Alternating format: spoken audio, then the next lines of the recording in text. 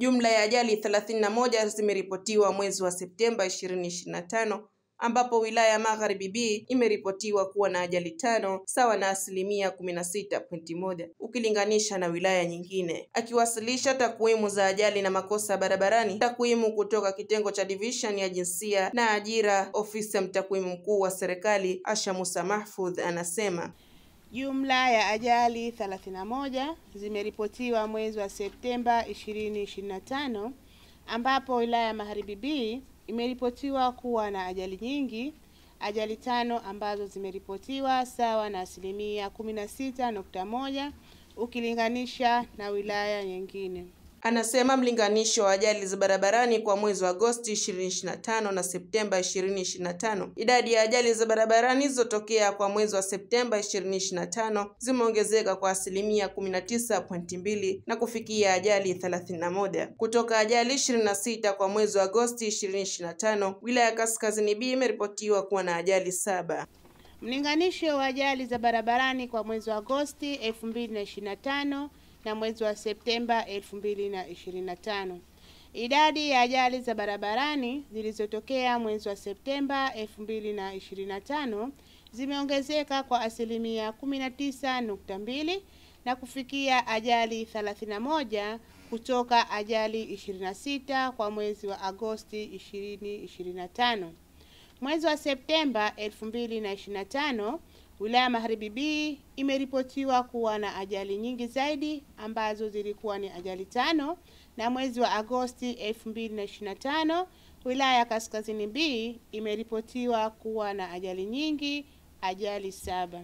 Akieleza kuhusiana na makosa barabarani, mtakwimu Asha anasema makosa 6627 yameripotiwa mwezi wa Septemba 2025, ambapo makosa yote yameripotiwa kwa wanaume. Makosa ya barabarani.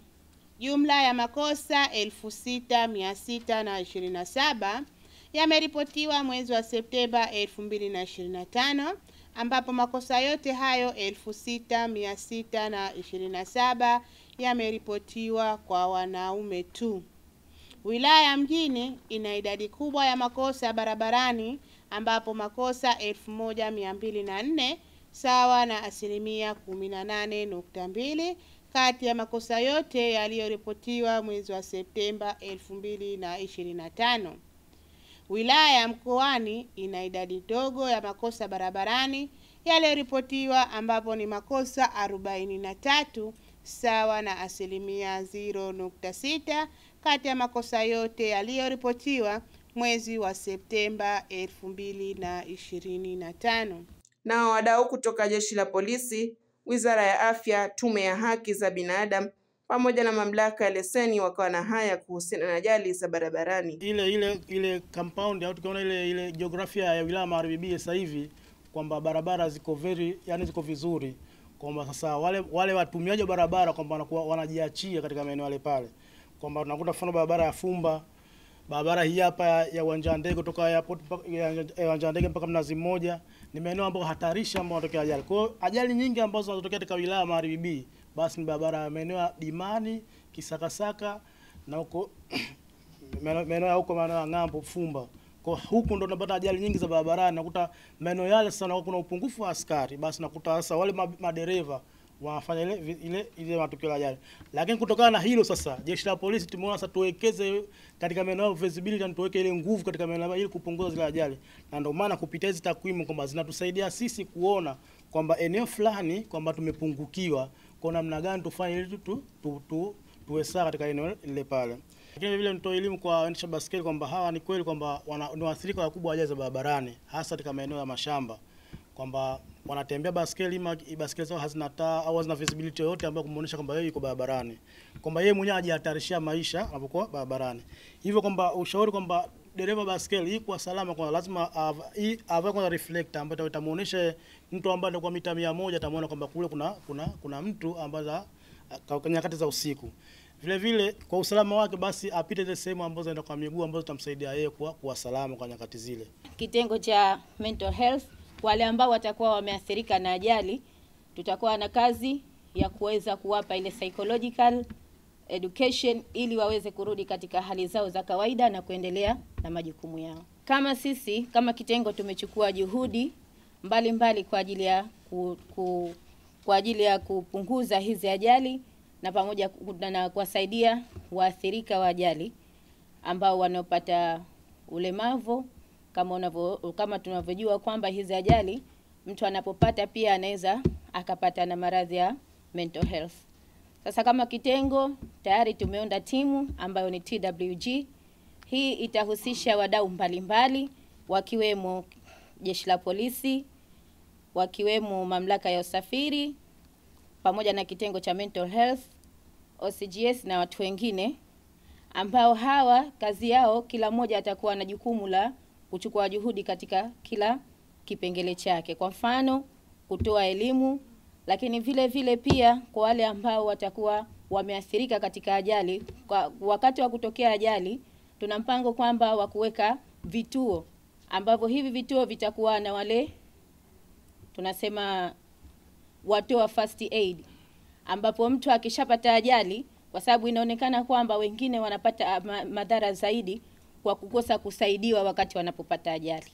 Kwa hiyo mtu akishapata ajali watakuwepo watu ambao watakuwa wanaweza kumsaidia ili kupunguza yale madhara wakati ambapo atakuwa hajafika hospitali. Zamani hizi faini tunazichukuliaje? Siku hizi 100,000 ya mwaka 90 au 2000 sio 100,000 ya leo, si ndio? Ukimwandikia mtu 100,000 au ukimwandikia mtu 30,000 analipa tu. Lakini baada ya nusu saa anafuata tena kosa lile. Kwa hiyo nadhani tuangalie pamoja na hizi takwimu yake zinatuonesha njia, the way forward, tufanye nini ili lengo ni kupunguza, kwa sababu tunapozungumzia ajali tunazungumzia kwa sisi wadau wa haki za binadamu, tunazungumzia haki ya kuishi. Mtu anapopata ajali licha kufariki, anapojeruhiwa, maana Wizara ya Afya inahusika, sawa, familia inahusika katika kumtibu. Kwa ujumla ni serikali inaingia gharama, lakini hata familia na mtu binafsi pia anaingia gharama. Kwa hiyo nadhani tuendelee kudhibiti matumizi ya barabara kwa kusimamia hizi sheria ili kuhakikisha kwamba tunapunguza gharama za matumizi katika sekta ya afya. Kama tunavyojua, mamlaka ndio inayo jukumu la kufuatia taratibu zote za utoaji wa leseni.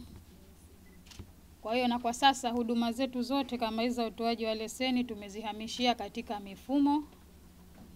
Kwa hiyo mtu yote anakuwa anataka leseni anakuwa anaanza hatua za taratibu za kufuata kwa kuanzia kwenda chuoni na kuanza lena. Akaja pale mamlaka kukufanya mitihani ya maandishi na vitendo. Baada ya hapo kama amefaulu ndipo mamlaka inampa cheti cha umahiri kwa ajili ya kwenda ZRA na kuchukua leseni yake. Kwa wale ambao wanakuwa tunawakamata barabarani hawana leseni hizo, adhabu kwa mujibu wa sheria inakuwa inatolewa. Kwetu sisi mamlaka tunatoa kwa upande wetu na Jeshi la Polisi wanatoa kwa upande wao. Taaluma tunatoa, na kwa sasa kwa kila wiki ndani ya siku 3 za wiki za kazi kunakuwa kuna mafunzo kwa madereva. Jumatatu, Jumatano na Ijumaa tunakuwa tunatoa mafunzo kwa madereva. Wale madereva wote ambao anakuja kuchukua beji pale ni lazima apate mafunzo ya siku moja, anapata na certificate yake. Mtazamaji wa KHD TV, toa maoni yako kuhusiana na video hii. Pia usisahau kusubscribe, kulike, comment pamoja na kushare. Kutoka ofisi ya mtakwimu wa serikali, Farhat Saidi, KHD TV, elimu ni hazina yetu.